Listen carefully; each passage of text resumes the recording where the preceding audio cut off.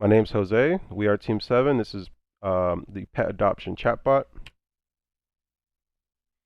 For our design challenges, we have a few. To start with, cutting down on the adoption process is one of our main goals. Right now, we feel like that process, takes a little too long, and we want to make that process a little bit more efficient. We also want to allow users to book appointments through our chatbot. Currently, you have to call or email the shelter. This chatbot can handle the booking um, directly from the chatbot. Now, we also want to keep our databases updated, just so the list of available pets is the most recent list, and I think that's important when you're going to a shelter and see what's available. Now, for design precedent, we chose the NCDMV. This is just because it's simple, it's elegant, responsive. Guided responses lead to less errors. We felt like this could work for our chatbot, just giving buttons instead of user entry. And whenever the user does type out an answer, we kind of direct them in how to do so. Design goals. So I kind of mentioned it already. Appointment scheduling. We want to be able to book appointments through the chatbot.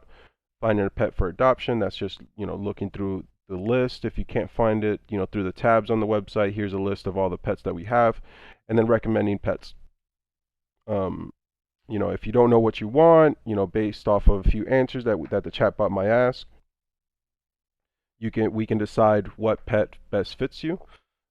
We felt like this was kind of like a unique feature that could help some people out when adopting a pet. For design flaws, as you can see in the bottom left, adopt a dog part of the website. This is very simple. It's not very interactive. You can't really see anything more than what you're seeing on this screen. And so we're trying to help users interact a little bit more with the site, as well as see these pets differently. Going into our personas, Timmy Smith, he's a student. He's a personal banker. He's 22-year-old, lives in Charlotte. At the bottom, you can see that he does like going outdoors, but he's independent. He kind of sticks to himself while being a student, while finishing his master's in business. And he's looking to find a pet, and this is his persona. Persona 2 is Layla Applewood. She's a nurse, a hardworking nurse. She's 35. She's from Ashboro. She's kind of been around the block a little bit more. In the weeds of the hospital. She's looking to be promoted to head nurse of the hospital. So, she's a hardworking person who's consistently trying to improve her position at the hospital. Now that also leads to a lack of time to pursue personal relationships or just things that frustrate her because she doesn't have a lot of time to do a lot of different things. Now this is Timmy's storyboard. He needs to book an appointment because he kind of already has an idea of the pet that he wants. So he goes to the website, opens the chatbot, chooses book an appointment, browses the date and time, and then receives a confirmation email with his appointment. This is what that process would look like, his user journey. As you can see, these are the options that he is selecting. And at the very end, he confirms all his details that he's entered, and then we send him a confirmation email. With Layla, it's a little bit different. Layla doesn't really know what she wants. So instead, she chooses to have a pet recommended to her. In this case, we're going to ask her a few questions, and then she selects the pet we select a pet that best matches her questions. And her user journey is very similar to Timmy Smith's. Now, for unintended users, there's a few different types. Like Timmy, like Layla, they're different people with different characteristics.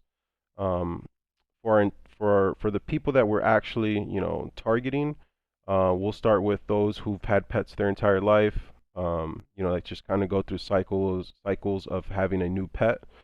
Always, wanting to have a pet around. That's probably our first one. Second one would be the introverts that are at home a lot, could be working from home, that just want someone to be around with them. That could be a cat, a dog, a fish. It doesn't really matter. It's just those that are at home a lot and wish to have someone around with them, that love them.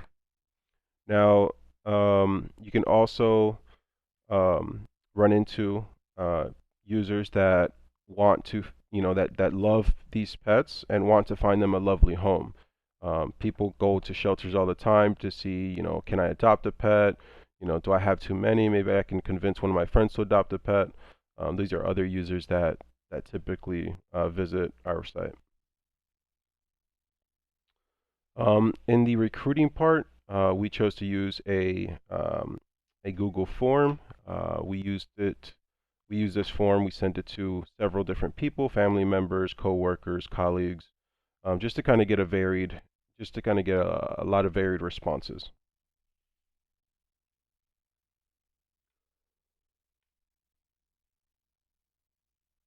So our chatbot right now only offers um, three different features. In our form, we were trying to figure out, what other features could we possibly add? What features do they like? How to expand upon those features? These are some of the questions that we asked. Like what issues have you had with chatbots in the past? What features would you like to add? Why would you like to have them? You can see the form here.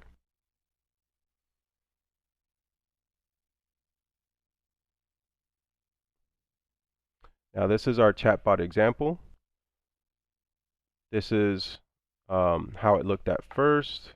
It's an ongoing process. In this case, our chatbot is called Max. As a user, I'm choosing to book an appointment.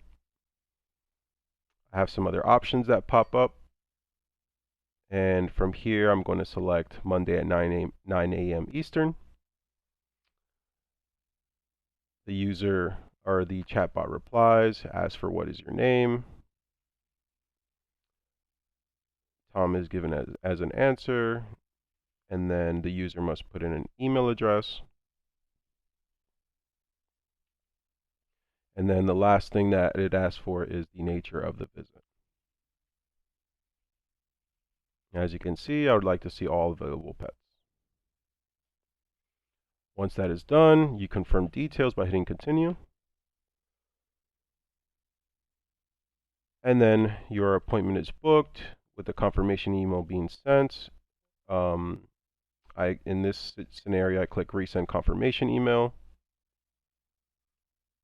And then the chatbot lets me know that I can check again, or if I still have some problems, to call in.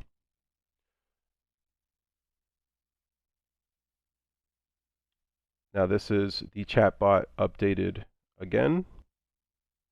Oh, I'm sorry, this is the same one. This is the updated chatbot. This one, we went through kind of every feature of the chatbot. So, for example, we want to see all available pets, here are all available dogs, all of the available cats. I want to start over. I want to see something else. I want you to recommend me a pet. So in this case, what is your name? My name is John. Where do you spend most of your leisure time? We give 2 button options, indoors or outdoors.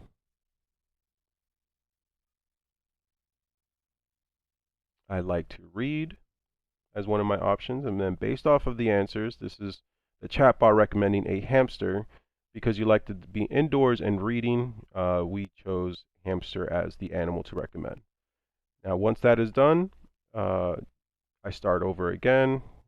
I go into book an appointment. I select the date. I select the time. I give them my name since I started over again.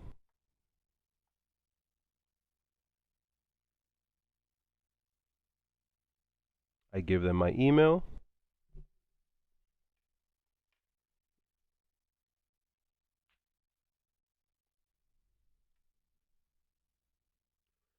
And then I give them the purpose of my visit.